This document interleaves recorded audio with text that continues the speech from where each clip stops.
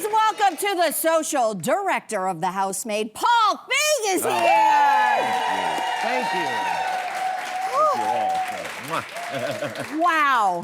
Brandon Sklenar modeled his arms on me. Clearly, Yeah, obviously. exactly. We can see that, obviously. Well, listen, The Housemaid is actually based on the best-selling novel, same name. So why did you want to adapt this screenplay for the big screen? It's a great book. I don't know how many people here have read it, but it's just so much fun, and there's so many twists and turns, and there's such opportunity to have great performances out of these actors, and to just really surprise people.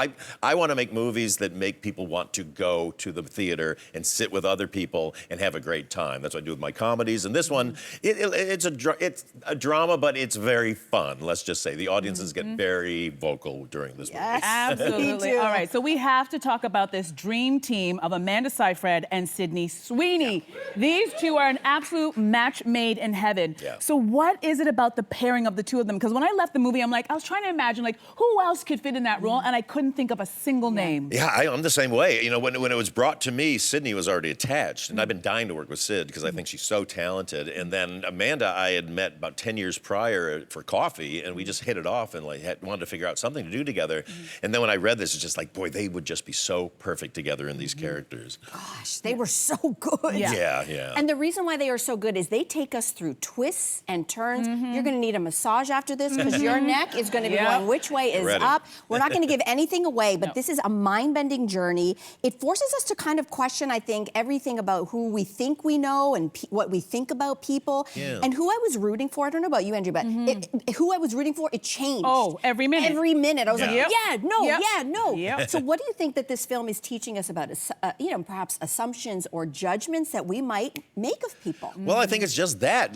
Don't be kind of bamboozled by outer appearances. Obviously, you want to give everybody the benefit of the doubt. You don't want to be so cynical that you don't trust anybody. But at the same time, don't get, kind of enamored with something you think is beautiful and discount somebody else because you think, oh, they're not as beautiful or as rich or anything, because a lot of secrets people hide a lot of secrets. Yes, they do. Absolutely. All right, listen.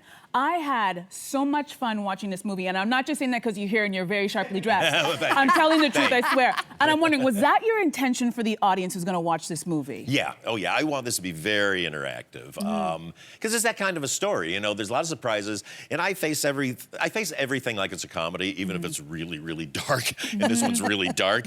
But you want that group experience with people. And, movie theaters have gone through some trouble because of the pandemic and all that. People are starting to come back, but we as filmmakers have to give people a reason to come back and not to just sit there and kind of impassively watch. Like your audience today, you want to have fun, right? Yeah, no. And you know what's so funny? When I went to this screening, it was a packed house, and I'm telling you, years have I been to a movie where the entire audience was engaged. Women were talking back to the screen. Everybody's neck was going. Everybody's like, get out of here. People were ready to leave. And at the very end, no word of a lie, everybody started to applaud at the end of the movie, and I have not seen that in years. So congratulations to you. But talk to us, you just mentioned a little bit, but talk to us about the communal experience of watching a movie and how important that is for you as a director, for people to get back to that. Yeah, here's what I say. Your favorite movies that you've seen in theaters, you watch them over and over again on television if you like them. But what you remember is the first time you saw it with other people. And what I say is you bring all those people with you every time you watch a movie. When you watch Bridesmaids, odds are you saw it in the theater and you heard of people laughing and having fun with your friends. Now you can sit by yourself and have that experience. It's almost like bringing everybody with you. It's really, I love it. It's my favorite way to do any kind of entertainment. Yeah, no, it was really good. Well, listen, we love so much about you, including how well dressed you are. Yeah. If I can point that out. Right? What, this old thing? Thank you. I mean, and I think the reason why it stands out, not only because you look so great, you're so put together, but when we think about big movie directors, you're like baseball cap, maybe a hoodie, or you're wearing all black all the time and overalls, and it's maybe one less decision you have to make in a day. But we see you making this movie, still looking this dapper. So does fashion, I mean, this is you on set. Wow. Yeah. This is you on set. Oh my God. So does fashion inspire the way you work on set? I love pictures of old Hollywood when you see, you know, Alfred Hitchcock and John Ford and Howard Hawks, and they're wearing suits and ties, and you see the people working the lights and everything. They got ties and hats, you know, and like that's the glamour of Hollywood, you know. I always say, you know, I'm the captain of the ship, and so I want to dress like the captain. If I get on a ship and the captain's wearing sweatpants, I get off the ship. Yeah. Well, we did mention that the film is based. Yes, absolutely. Talk to that, We too. want well-dressed captains. This is the Here, captain here, I that's- want. This is the captain I want. Wait, here, check this line. Oh, Oh. excuse me, sir. Head I to wouldn't be toe. surprised if it's monogrammed. But anyway. Somewhere in here. Somewhere, Yeah. perhaps. We mentioned off the top that this is based on the best-selling psychological thriller of the same name. It is written by Frida McFadden. So as a creative, is there ever a fear that taking on a project that, you know, it already exists, it's already out there, it has this fandom attached to it? What does that do for you in your work? Well, it's scary because a book this popular, you know, everybody's going to want something out of it that they had when they read the book.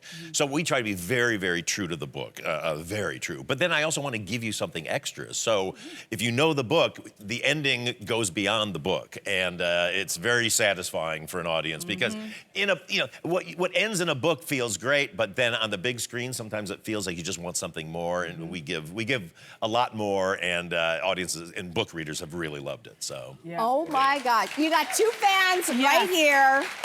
Paul, you and your amazingly lined suit, thank you for joining us here. Anytime, at the thank show. you. Thank you. Thanks, everybody. Congratulations. You guys did it. Thank you. Okay, so you're wondering, when does The Housemaid hit theaters? It is in theaters this Friday. Are you gonna go see it? Run, don't walk. Yes, Run. you will. Yeah.